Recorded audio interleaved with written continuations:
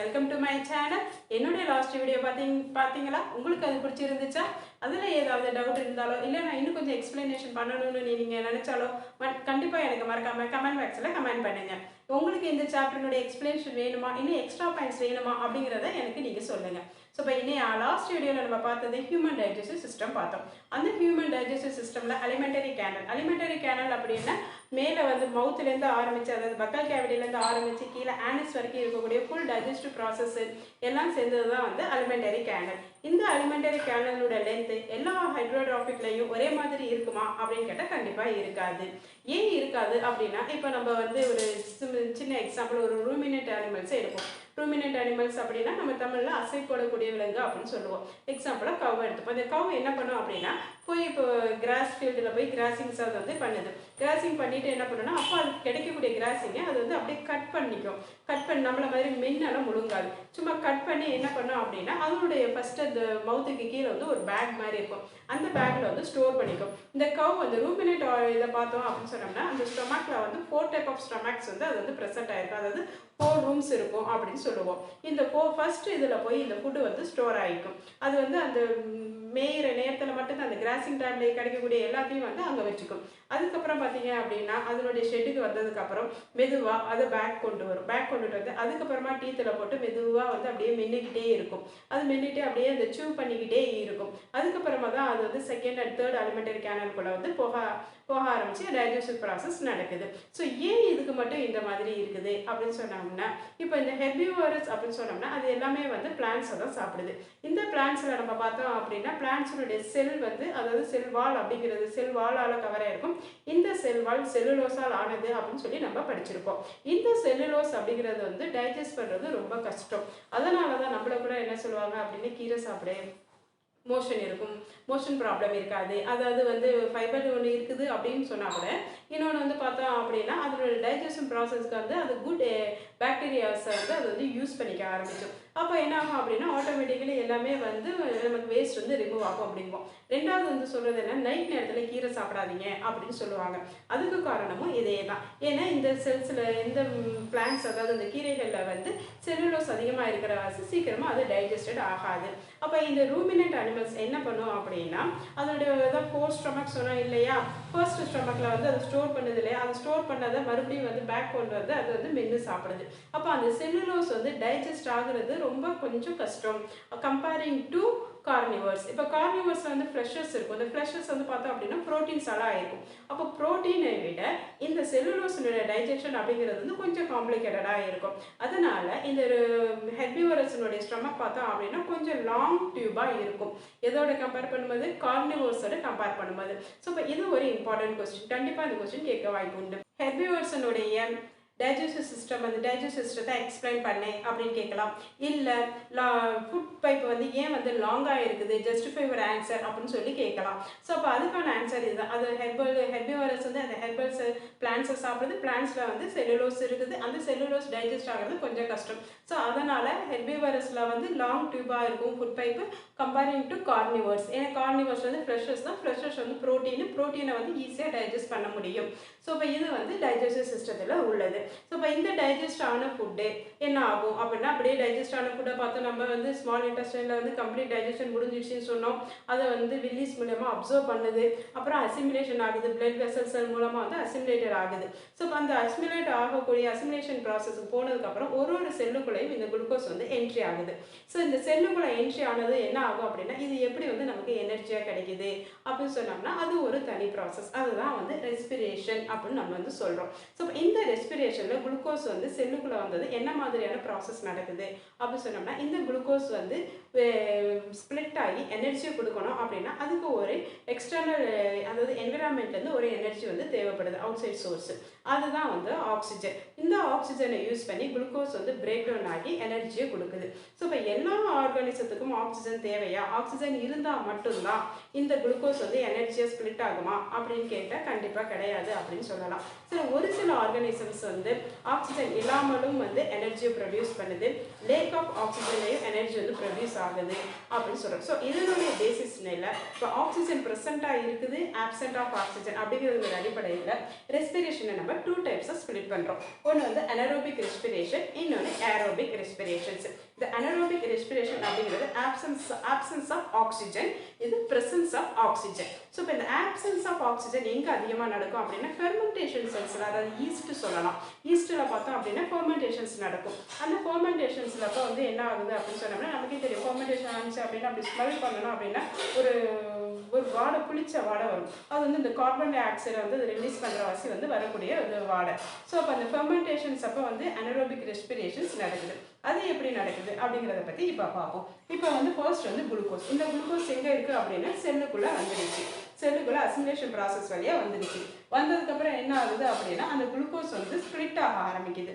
இது வந்து சைட்டோபிளாசத்தில் நடக்கும். ஸோ சைட்டோபிளாசத்தில் நடந்து இது வந்து ஸ்ப்ளிட் ஆகுது. இந்த ப்ராசஸ்க்கு பேர் வந்து கிளைகோலைசிஸ் அப்படின்னு பேர். இது வந்து நீங்கள் டீப்பாக படிக்கணும் அப்படின்னா பேர்கொண்டு நம்ம ஹையர் கிளாஸஸில் படிக்கலாம். ஸோ இப்போ கிளைகோலைசிஸ் அப்படிங்கிற இந்த ப்ராசஸ் மூலயமா இந்த குளுக்கோஸ் வந்து டூ டைப்பாக வந்து ஸ்ப்ளிட் ஆகுது. ரெண்டு பைருவேட்டாக வந்து ஸ்ப்ளிட் ஆகும். ரெண்டுமே பைருவேட்டு தான். அதாவது வந்து C6H12O6 அப்படியே இருக்கிறது அப்படியே பாதியாக இங்கே ஸ்ப்ளிட் ஆக ஆரம்பிச்சிடும். அதாவது C3 அப்படின்னு சொல்லிட்டு அந்த பாதியாக வந்து அது ஸ்ப்ளிட் ஆக ஆரம்பிக்குது. ஸோ அப்போ ரெண்டு பைருவேட் கொடுக்குற வசதி நான் இங்கே வந்து 2 பைருவேட் அப்படின்னு சொல்கிறேன். இந்த பைருவிக் ஆசிட்ஸை கொடுக்குது. ஸோ இப்போ இந்த பைருவேட்டு தான் என்ன ஆகும் அப்படின்னா இது வந்து ஆப்சன்ஸ் ஆஃப் ஆக்சிஜன், ஆக்சிஜன் இல்லாதப்ப வந்து எத்தனாலை வந்து ஸ்ப்ளிட் பண்ணு, எத்தனாலை கொடுக்குது. எத்தனால் ப்ளஸ் இந்த எத்தனால் தான் நமக்கு வந்து இந்த ஆல்கஹாலிக் ஸ்மெல் வந்து கொடுக்கக்கூடியது எத்தனால். ஸோ இப்போ இந்த ethanol plus carbon dioxide plus 2 molecules of ஏடிபியை கொடுக்குது. ஏடிபி அப்படின்னா அடினோசின் ட்ரைபாஸ்பேட் அப்படின்னு சொல்லுவோம். ஸோ இப்போ இந்த ஏடிபி அப்படிங்கிறதான் தான் எனர்ஜி கரன்சி அப்படின்னு சொல்லுவோம். இதுதான் வந்து நம்ம வந்து யூஸ் பண்ணிக்கக்கூடிய எனர்ஜி ஃபார்ம் வந்து ஏடிபி தான். ஸோ இந்த ஏடிபியை வந்து கொடுக்குது. அதுக்கு முன்னாடி வந்து எத்தனாலை ப்ரொடியூஸ் பண்ணுது. இந்த எத்தனால் தான் நமக்கு வந்து இந்த ஸ்மெல் பிடிச்ச வாழை வரத்துக்கும் இந்த ஆல்கஹாலிக் டேஸ்ட் கொடுக்கறதுக்கும் காரணம் வந்து எத்தனால் தான். கார்பன் டை ஆக்சைடு அது வந்து ரிலீஸ் ஆகும். ஸோ இப்போ இது வந்து ஆப்சன்ஸ் ஆஃப் ஆக்சிஜன். ஸோ இப்போ இந்த ஆப்சன்ஸ் ஆஃப் ஆக்சிஜன் வந்து ஈஸ்ட்டில் மட்டும்தான் நடக்குமா, ஹியூமன் பீயிங்கில் நடக்காதா, இல்லை ஆக்சிஜன் இல்லாமல் மனுஷனால் சுவாசிக்க முடியாதா அப்படின்னா நடக்கும். சில நேரங்களில் நடக்கும் அப்படின்னு சொல்கிறாங்க. எப்போ அது நடக்கும் அப்படின்னு சொன்னோம்னா நம்ம வந்து இப்போ எக்ஸசைஸ் பண்ணுறோம். இப்போ எக்ஸசைஸ் பண்ணும்போது என்ன ஆகும் அப்படின்னா ரொம்ப மூச்சு வாங்கும். நமக்கு போட்டு அப்படியே மூச்சு திணறி அப்படி மூச்சு விட்டுட்டு இருப்போம். அந்த நேரத்தில் இமீடியட்டாக எனர்ஜியை வந்து ப்ரொடியூஸ் பண்ணுறதுக்காக நம்மளுடைய மசில் செல்ஸில் உடனே வந்து என்ன பண்ணும் அப்படின்னா இந்த ரெஸ்பிரேஷன் ப்ராசஸை நடக்கும். அப்போ வந்து நம்ம நல்லா டீப் பிரீத் பண்ண முடியாது. நமக்கே தெரியாது மூச்சு வாங்க இப்படி போயிட்டு வரும். ஸோ அப்போ அந்த நேரத்தில் என்ன பண்ணும் அப்படின்னா இந்த கிடைக்கக்கூடிய கொஞ்சோண்டு ஆக்சிஜனை மட்டும் வச்சுட்டா தான் லேக் ஆஃப் ஆக்சிஜன் இல்லாமலும் இருக்கலாம், இல்லை இத்தனோடு உங்களுக்கு கிடைக்கலாம். அந்த ஆக்சிஜன் இல்லாத நேரத்தில் இமீடியட்டாக எனர்ஜியை வந்து ப்ரொடியூஸ் பண்ணுறதுக்காக என்ன பண்ணோம் அப்படின்னா இந்த பைருவேட் அப்படிங்கிறது வந்து ஏரோபிக் அண்ட் அனரோபிக் ரெண்டுத்துலையுமே வந்து காமன். அந்த ஃபர்ஸ்ட் ஸ்டெப் வந்து ரெண்டுத்துலையுமே வந்து காமனாக தான் இருக்கும். ஏரோபிக்காக இருந்தாலும் அனரோபிக்காக இருந்தாலும் குளுக்கோஸ் வந்து பைருவேட்டாக தான் ஸ்ப்ளிட் ஆகும். அதுக்கப்புறமா தான் வந்து அனரோபிக்கில் வந்து எத்தனாலாக மாறும். ஏரோபிக் ரெஸ்பிரேஷனை நம்ம அடுத்த டாப்பிக்கில் நல்லா டீட்டெயிலாக பார்ப்போம். ஸோ இப்போ இந்த பைருவேட் வந்து என்ன ஆகும் அப்படின்னு சொன்னோம்னா லாக்டிக் ஆசிடை வந்து ப்ரொடியூஸ் பண்ணும். லாக்டிக் ஆசிடையும் ஏடிபியையும் வந்து ப்ரொடியூஸ் பண்ணுது. ஸோ இப்போ இதில் பார்த்தோம் அப்படின்னா C3 அப்படின்னு இருக்கு. அதாவது வந்து இந்த கார்பன் மாலிகூல்ஸ் வந்து ரெண்டாக ஸ்ப்ளிட் பண்ணி லாக்டிக் ஆசிட்ஸ் வந்து ப்ரொடியூஸ் பண்ணுது. இது வந்து லேக் ஆஃப் ஆக்சிஜன். இது எப்போ நடக்குது அப்படின்னா நம்ம எக்ஸசைஸ் பண்ணும்போது, அதாவது நம்ம பாடியில் வந்து எனர்ஜி ஆக்சிஜன் வந்து கொஞ்சம் பத்தாமல் இருக்கக்கூடிய அந்த நேரத்தில் மட்டும் மசில் செல்ஸில் நடக்கக்கூடியது இது. ஸோ இது வந்து லேக் ஆஃப் ஆக்சிஜன் அப்படின்னு லேக் ஆஃப் ஆக்சிஜன் அப்போ நடக்கிறது. அது வந்து லாக்டிக் ஆசிட்ஸ் வந்து ப்ரொடியூஸ் பண்ணும். அது இல்லாமல் ஏடிபியை வந்து ப்ரொடியூஸ் பண்ணக்கூடியது. ஸோ இப்போ எதனால தான் நம்ம சொல்கிறோம் எக்ஸசைஸ் பண்ணும்போது என்ன ஆகுதுன்னா ஆல்ரெடி நமக்கு ஸ்டோர்டில் இருக்கக்கூடிய எல்லாத்தையும் வந்து அதை வந்து யூஸ் பண்ணி எனர்ஜி வந்து கொடுக்கக்கூடியதாக இருக்கும். அதனால தான் ஃபிசிக்கல் எக்ஸசைஸ் வந்து இம்பார்ட்டன்ட் அப்படின்னு சொல்கிறோம் நம்ம. ஸோ இப்போ இன்றைக்கி நம்ம பார்த்துருக்கிறது வந்து ரெஸ்பிரேஷன் ப்ராசஸ். ஸோ இப்போ இந்த ரெஸ்பிரேஷன் ப்ராசஸ்ஸு பற்றி நம்ம ஒரு ஓவரால் வியூ பார்த்துட்டோம். ஏரோபிக் ரெஸ்பிரேஷன் அப்படிங்கும்போது வந்து ப்ரெசன்ஸ் ஆஃப் ஆக்சிஜன் அப்படின்னு சொல்லுவோம். ஸோ இப்போ இந்த ஆக்சிஜனை எல்லா ஆர்கானிசமும் எப்படி எடுத்துக்கும் அப்படிங்கிறத பார்ப்போம். இப்போ ஒவ்வொரு ஆர்கமும் அது வந்து என்விரான்மெண்ட்டோட டிஃப்ரெண்ட் டைப்பில் வந்து அது காண்டாக்ட் ஆகிருக்கும். இப்போ அமீபா அப்படின்னு சொன்னோம்னா அது செல்லில் இருக்கக்கூடிய மைனூட் போர்ஸோட டிஃப்யூஷன்ஸ் மெத்தடில் வந்து அது வந்து எடுத்துக்கும். அடுத்தது பார்த்தோம் அப்படின்னா ஃபிஷ்ஷஸ் வந்து கில்ஸ் வழியாக எடுத்துக்கும். கில்ஸ் வழியாக வந்து வாட்டரில் டிசால்வ் ஆகிருக்கக்கூடிய ஆக்சிஜனை வந்து அது வந்து எடுத்துக்குது. அப்புறம் வந்து ஃப்ராக் பார்த்தோம் அப்படின்னா அது வந்து ஆம்பிபியான் இல்லையா. ஸோ இப்போ லேண்டில் இருக்கும்போது அது வந்து லங்ஸ் வழியாக வந்து ப்ரீத் பண்ணும். நார்மல் ஹியூமன் பீயிங் எப்படியோ அதே மாதிரி வாட்டரில் இருக்கும்போது வந்து இந்த மாய்ஸ்ட் ஸ்கின் மூலியமாக வந்து அது வந்து ப்ரீத் பண்ணும். அடுத்தது வந்து பார்த்தோம் அப்படின்னா இன்செக்ட்ஸ். இந்த இன்செக்ட்ஸை மட்டும் கொஞ்சம் ஞாபகத்தை வச்சுக்கோங்க. இந்த இன்செக்ட்ஸ் பார்த்தோம் அப்படின்னா இந்த பூச்சி இனங்கள் எல்லாமே, அது வந்து கிராஸ் சூப்பராக இருந்தாலும் சரி, மஸ்கிட்டோவாக இருந்தாலும் சரி, எதுவாக இருந்தாலும் சரி. ஸோ இப்போ இதில் பார்த்தோம் அப்படின்னா என்னென்னா இந்த பாடியில் வந்து பார்த்தோம், இது வந்து இதுதான் வந்து இந்த ரெஸ்பிரேஷனுக்கான வந்து டியூப், அது வந்து ட்ரெக்கியா அப்படின்னு சொல்லுவோம்.